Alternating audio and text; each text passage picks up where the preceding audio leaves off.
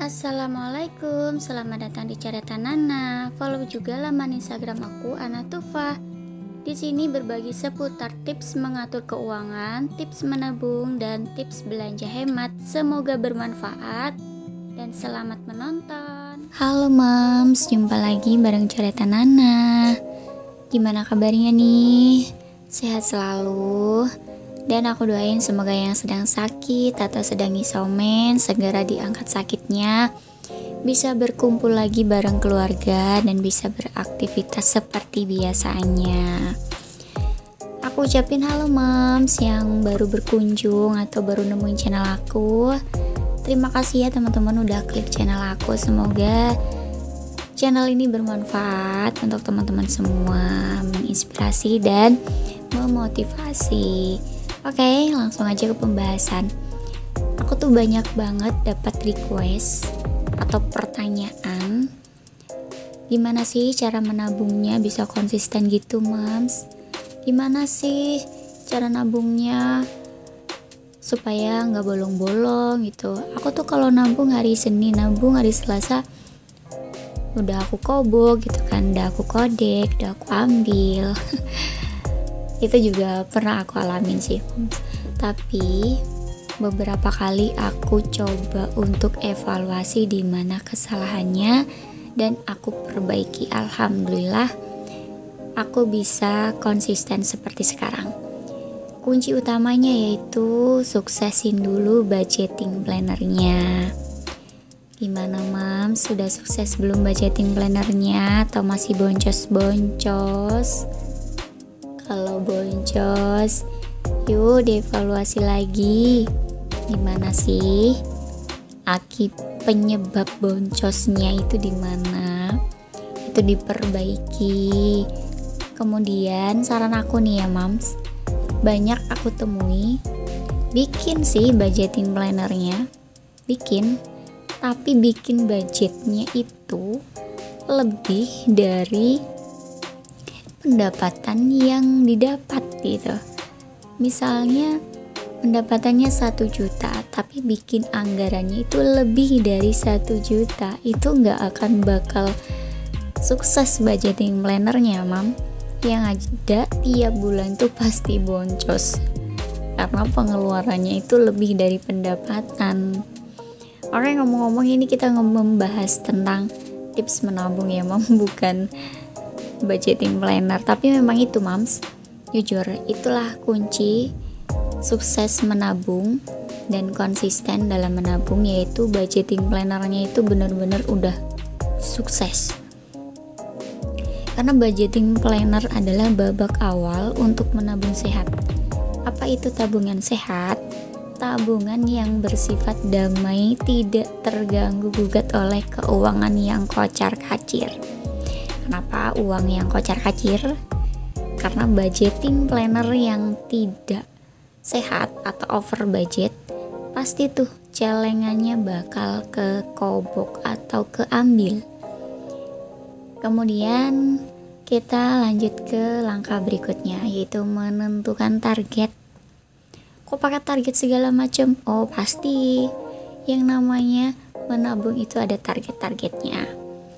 Pertama, target waktu. Apa itu target waktu? Yaitu berapa lama waktu untuk mencapai target nominal atau jumlah tabungan yang kita inginkan. Misalnya 1 bulan, 2 bulan, 3 bulan, dan seterusnya. Target selanjutnya itu target nominal. Kenapa nominal? Penting banget ini tentang nominal ya Mam. Berapa nominal yang akan ditabung? Usahakan nominalnya itu ditentukan dengan pikiran bijak. Misalnya kita mampunya 10.000, udah tahu kita cuma mampu 10.000, tapi bikin nominal targetnya itu 20.000.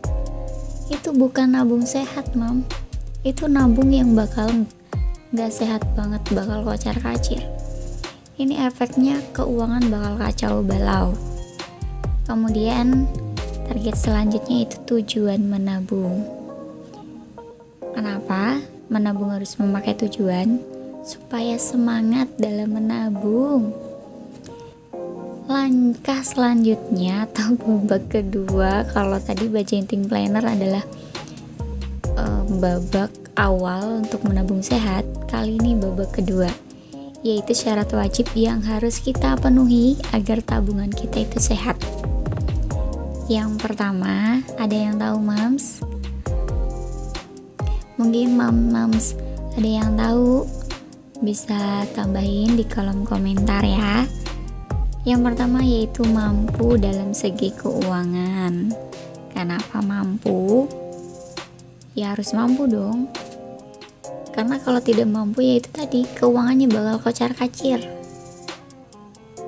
Dalam artian di sini mampu itu kebutuhan hidup sudah tercukupi atau tidak kekurangan. Kemudian kewajiban sudah tertunaikan seperti hutang, cicilan, setoran, arisan dan lain-lain itu sudah kita penuhi ya mams. Yang wajib sudah kita tunaikan seperti zakat dan sedekah. Gimana mam, udah tahu kan babak pertama harus sukses dulu budgeting plannernya. Yang kedua, mampu dalam segi keuangan, kebutuhannya sudah tercukupi, kewajibannya sudah ditunaikan. Kemudian kewajiban utama yaitu zakat dan sedekah sudah tunai. Lalu bagaimana nih caranya supaya konsisten dalam menabung? Cara yang pertama ini sudah banyak digunakan orang ya mams, cuman mungkin beda fungsi aja.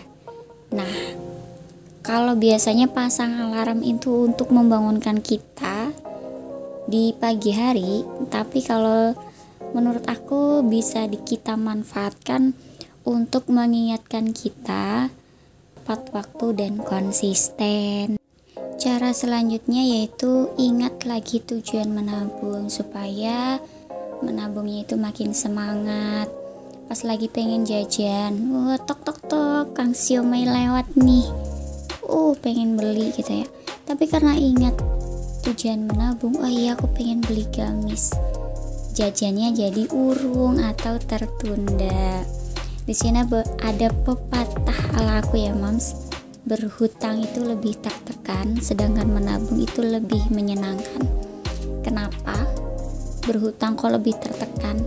Pastilah karena berhutang atau kita punya cicilan atau punya setoran, sifatnya itu harus, mau ada mau nggak ada harus ada gitu ya mams. Dan kalau tidak ada bakal ada denda, ada biaya penalti dan lain sebagainya. Betul apa betul mams? Ada pengalaman pribadi mungkin. Kemudian kenapa menabung lebih menyenangkan? Karena menabung itu bebas ya mam, sesuai kemampuan kita, tidak ada keterpaksaan atau pemaksaan. Jadi kita mampu 5.000, ya kita bisa nabung 5.000, nggak ada yang maksa harus kamu harus nabung 10.000, 50.000, nggak ada istilah dalam menabung itu dipaksa gitu ya mam. Kemudian manfaat menabung itu sendiri apa sih? Yang pertama yaitu terlatih lebih bersabar.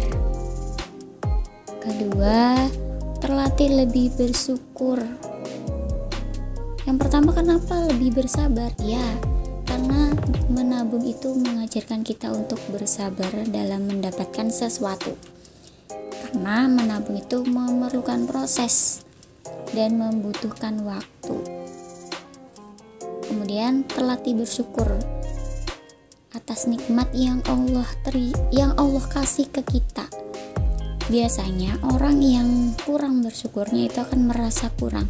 Sedangkan orang yang terbiasa bersyukur dan sudah terlatih setiap hari untuk selalu bersyukur akan merasa cukup walaupun rezekinya itu sedikit menurut orang di luar sana yang kurang bersyukur. Kemudian terlatih mengendalikan nafsu atau ego yang terlalu tinggi ya mam. Kenapa terlatih mengendalikan nafsu? Karena biasanya orang yang tidak sabaran, tidak kurang bersyukur, kemudian tidak bisa mengendalikan hawa nafsunya, itu biasanya mencari jalan pintas atau ingin sesuatunya itu terwujud dalam waktu singkat, cepat, dan instan. Misalnya berhutang tadi, Mam, ya. Karena berhutang itu merupakan jalan ninja bagi sebagian orang yang keinginannya tuh pengen cepat terwujud gitu. Jangan sampai ya, Mam, karena berhutang itu resikonya luar biasa dan harus kita perhitungkan kita mampu atau tidak, kemudian gimana kalau kita punya setoran dan lain sebagainya. Itu harus benar-benar dipertimbangkan. Jangan sampai kita ambil kreditan atau ambil cicilan tapi keuangan kita jadi kocar-kacir dan akhirnya gali lubang, tutup lubang, gali lubang, tutup lubang. Kalau gali lubang bisa nutup ya masih mending ya, Mam. Tapi kalau gali terus itu yang luar biasa, sangat berbahaya. Jangan sampai ya, Mam. Kemudian kelebihan menabung apa sih? Kelebihan menabung di sini yaitu ada kebanggaan tersendiri, kepuasan dan kebahagiaan. Kemudian menabung yang awalnya dipaksa itu menjadi terbiasa, kemudian terhindar dari hutang, terutama riba. Kemudian membeli barang yang kita inginkan tanpa memikirkan resiko. Hati juga lebih tenang. Dan kelebihan menabung ini tanpa kita sadari artinya kita sedang mempersiapkan kebutuhan kita di masa yang akan datang.